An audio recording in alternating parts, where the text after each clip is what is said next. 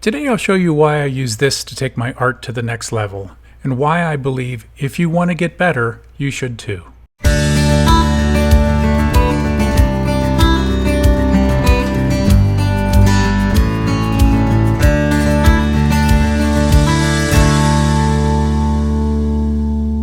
Hey everybody, welcome back. Today I'm going to do a study of the muscles of a horse using this sculpture from 3D Total. Its proper name is an écorché, and artists have been using them for hundreds of years to better understand all the bumps that they see that, when they're put together properly, look like a horse. An écorché is just a fancy word for a sculpture of an animal or human that has the skin stripped away to reveal the muscles, ligaments, and in some places bones. And although you don't have to know the names of all these muscles, knowledge is power, and the more you know, the better chance you have of getting your drawing right the first time. Drawing the horse? Yeah, it's a dirty job, but hey, somebody's got to do it.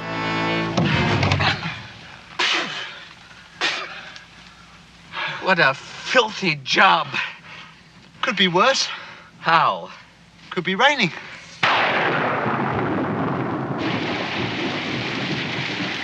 So just remember, could be worse. So I start by lighting my horse the way I want it lit and getting myself a good drawing surface. I'm working with the Strathmore Bristol board, smooth, and the pencil, just a simple 2B drawing pencil. And I'll always start out by just trying to get the general proportions right. Just make sure that the width of the horse is correct when you compare it to the length of the horse, that kind of thing. And you'll see me constantly measuring things just to make sure that I don't have the neck of a giraffe on my horse. It's not 100% important that you get all of the proportions right, I suppose. Although if you're going to take the time to do this, you may as well make sure that you can get it as close as possible. But really the thing that we're going for on this study is to make sure that we have all of the muscle groups in, and later on I'm going to go ahead and label them so that helps me to retain the knowledge of what the different muscle groups are called. Not something that you have to do again, but just that little extra is going to help to implant all that information in your head. And I don't just do this one and done. I do this many times throughout the year. And if I don't, I find that when I go to painting, I have to refer to my écorché or some of my other anatomy books a lot more than if I had just taken the time and refreshed my memory of these different muscle groups. So I've just noticed that I got the legs wrong, and I needed to bring up the back leg a little bit higher than the front leg. I'll do this throughout the entire drawing. I had a drawing teacher one time that said you have to get it wrong before you get it right.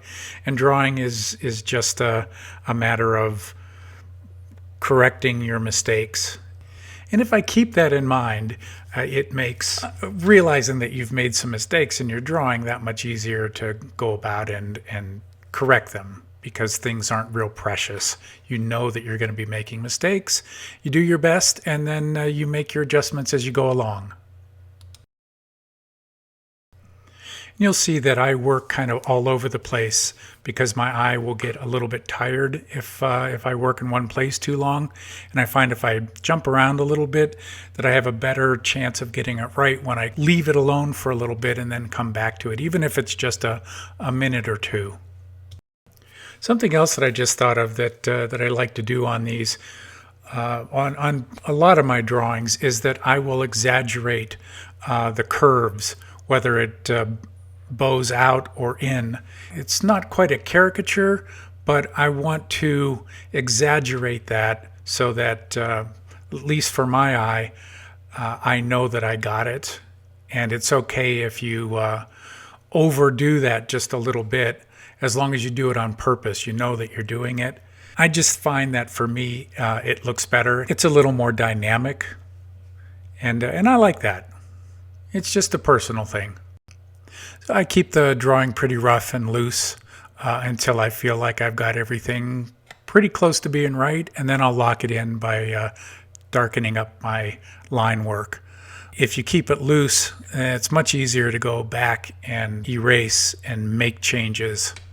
I've found that on this, the snout here, I didn't quite get it right the first time, and it's going to take me a little while before I notice that, but I will eventually go on and fix that nose on the horse. Just roughing things in, not getting too tight at all. And even if it wasn't any tighter than this, you're still learning. I went in and added that latissimus dorsi right there, and that muscle there on the neck. It's going to contribute to your knowledge of the horse and how they're put together. But take your time doing this. Try and get it as accurate as you can, because not only are you learning the anatomy, but this is also a drawing exercise. So you get double the pleasure, double the fun. Not to mention the fact that when you're done, you've got a nice drawing that you could put on your wall and look at every day. It does help to keep this close by so that you remind yourself what you learned, and it doesn't just go in one ear and out the other. Now, can you do this exercise without having a crochet? Absolutely. There's plenty of information of equine anatomy or human anatomy online. There are courses. Aaron Blaze has a wonderful class on drawing the horse. I've actually signed up and taken that one myself, and I found that it's really wonderful. But even if you don't want to do that, just look up equine anatomy or horse anatomy, and there's all kinds of charts and drawings and photos where people have taken and called out the muscle groups, and from all different angles, not just from the side. So no, you don't have to have this, but I do keep this sculpture close by because I do a lot of painting of horses. I'm a Western artist, and so I need to understand their anatomy. So if I have a question, I keep it close by so that I can always pick it up, take a look at it, see how the muscle group forms into another muscle group, or how the leg connects to the shoulder muscle. And 3D Total is not paying me to say this. I just really like their product. I have several of their books, so I just like all of you who follow me, to know about the products that I find helpful. And I know that you appreciate that too.